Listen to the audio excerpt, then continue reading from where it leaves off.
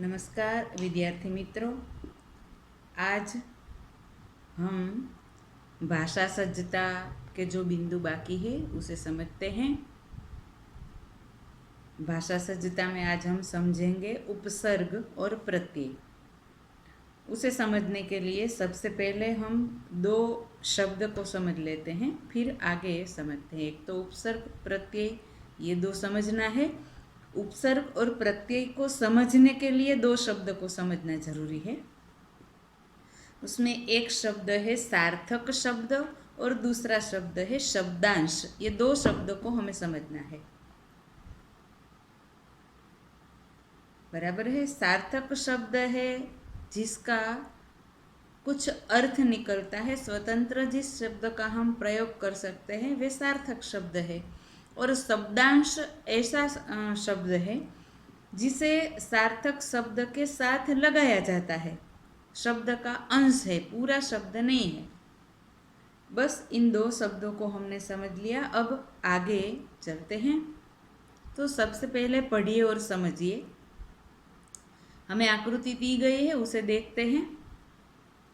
तो आकृति में सबसे बीच में एक शब्द लिखा है गुण। गुण और इसके बाद गुण शब्द को अन्य शब्दांश जोड़कर कुछ नए शब्द बनाए गए हैं, वे लिखे हैं। तो दुर्गुण, निर्गुण, सगुण और अवगुण। इसी प्रकार योग शब्द लिखा है और योग को भी, योग शब्द के आगे कुछ शब्दांश लिखे हैं और नए शब्द बनाए हैं, प्रयोग, संयोग, वियोग, उपयोग। इसी तरह देश, देश में शब्दांश लगाया गया है स्वदेश, विदेश, उपदेश, अनुदेश। निर्देशित उदाहरणों में, यानी कि जो हमें उदाहरण दिए गए हैं, जो शब्द हमने अभी पढ़े, गुण, योग और देश, इन तीन शब्दों को, सार्थक शब्दों को कुछ शब्दांश लगाकर नए शब्द बनाए गए हैं। उन उदाहरणों में गुण, योग और देश शब्दों से पहले कुछ शब्दांश जोड़कर नए शब्द बनाए हैं। आइए देखें कैसे बनाए हैं। तो गुण शब्द है, उसमें दुर शब्दांश लगाकर दुर्गुण शब्द बनाया गया है। निर शब्दांश लगाकर निर्गुण शब्द बनाया है। स शब्दांश लगाकर सगुण बनाया है। अव शब्दांश लगाकर अवगुण शब्द बनाया है। इसी प्रकार योग में प्र शब्दांश लगाकर प्रयोग शब्द बनाया है। सम शब्दांश लगाकर संयोग शब्द बनाया है। वि शब्दांश लगाकर वियोग शब्द बनाया है। उप शब्दांश लगाकर उपयोग शब्द बनाया है। स्व शब्दांश लगाकर देश के आगे स्वदेश शब्द बनाया है। वि शब्दांश लगाकर विदेश बनाया है। उप शब्दांश लगाकर उपदेश बनाया है। इस तरह अनु शब्दांश लगाकर अनुदेश बनाया है। तो दूर, निर, स, अव, प्र, सम, वि, उप, स्व तथा अनु, ये सब शब्दांश है। और ऐसे शब्दांश है जिनका प्रयोग स्वतंत्र रूप से नहीं किया जा सकता, इन्हें केवल शब्दों के प्रारंभ में ही जोड़ा जा सकता है। तो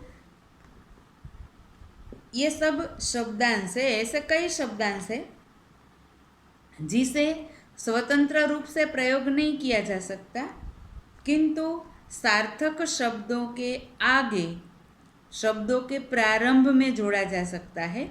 और शब्द के प्रारंभ में जुड़ने से ये शब्दांश क्या करते हैं, तो शब्द के अर्थ में, उनके अर्थ में परिवर्तन ला देते हैं तथा नए शब्दों का निर्माण करते हैं।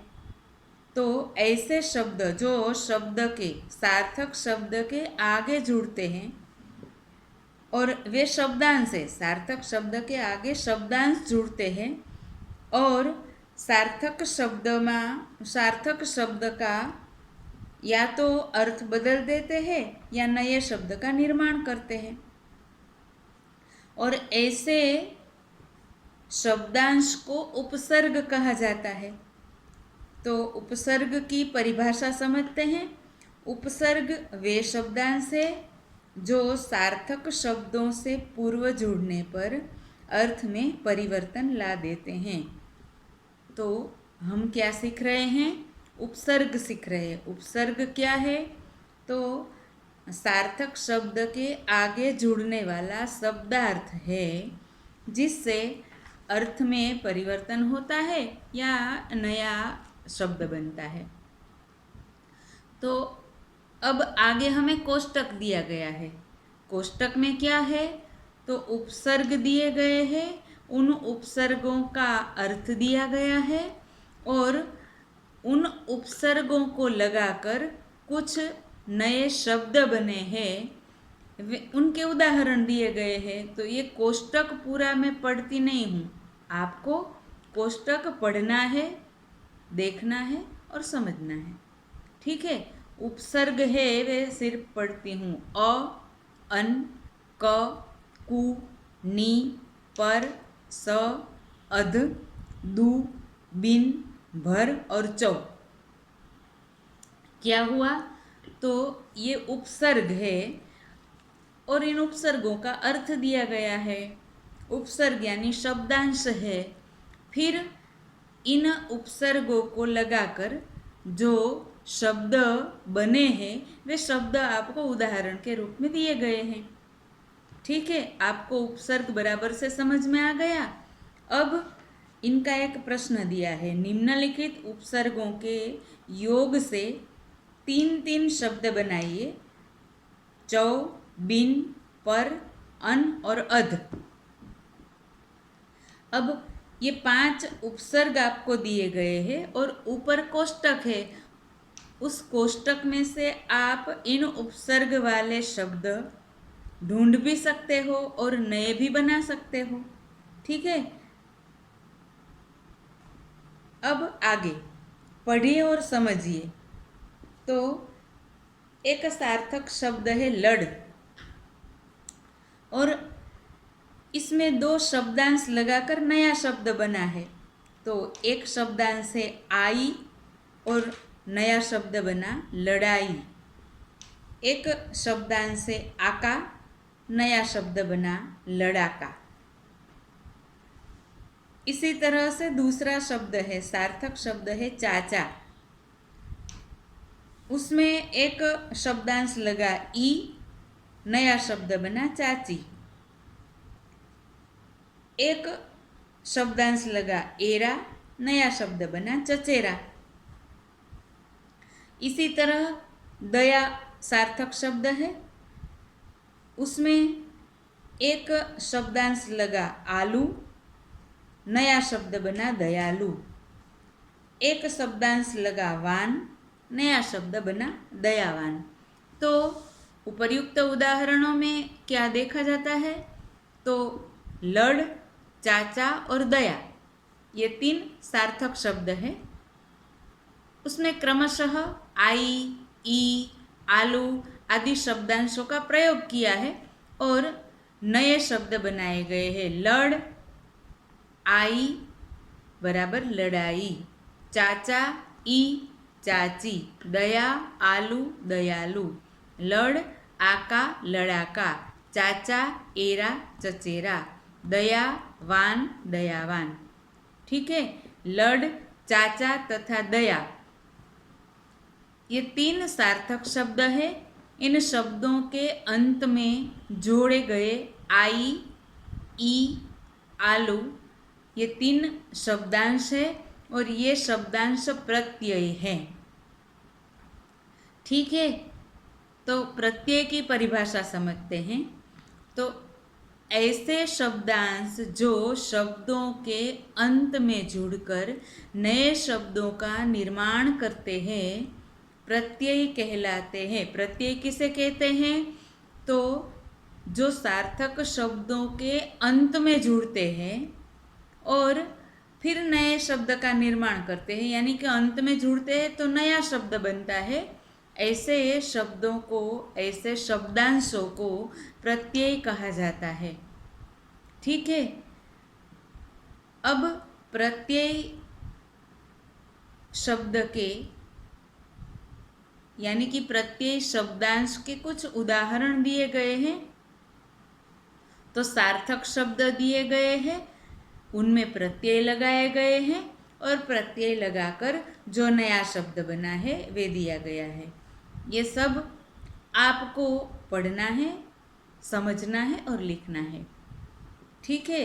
सभी शब्द अभी मैं पढ़ती नहीं हूँ, आपके पाठ्य पुस्तक में है, आप उसमें से देखकर पढ़ना। अब इसका अभ्यास है। तो अभ्यास में प्रश्न है, निम्नलिखित शब्दों में प्रयुक्त प्रत्यय ढूंढिए। प्रयुक्त यानी कि उपयोग में लिया गया, दिया गया। मनुष्यता, धनवान, रसोइया, टोकरी, इकहरा, धोखेबाज, बलवती, भाग्यवान। इन शब्द में आपको प्रत्यय ढूंढना है। ठीक है, आप ढूंढ सकोगे, प्रयत्न कीजिएगा। अगले तास में इसका उत्तर मैं लिख कर दे दूंगी। ठीक है। अब आपका गृह कार्य है, बराबर से समझिएगा। आपको गृह कार्य में क्या लिखना है, तो आपने भाषा सज्जता में जो वचन परिवर्तन सीखा है, उसी वचन परिवर्तन का लेखन कार्य आपको अपनी पक्की कॉपी में लिखना है। आपने अभ्यास, स्वाध्याय और व्याकरण तो लिख लिया है। अब भाषा सज्जता पन्ना नंबर 3 से वचन परिवर्तन से जिस तरह उसमें दिया गया है पाठ्य पुस्तक में, उसी तरह से आपको लिखना है। पन्ना 3, 4, 5, 6 और 7 तक, और जहाँ जहाँ प्रश्न दिए गए हैं उनके उत्तर भी आपको लिखने हैं। एक वचन परिवर्तन का प्रश्न है, एक उपसर्ग का प्रश्न है और एक प्रत्यय का प्रश्न है। इन सभी को आपको अपनी पक्की कॉपी में लिखना है।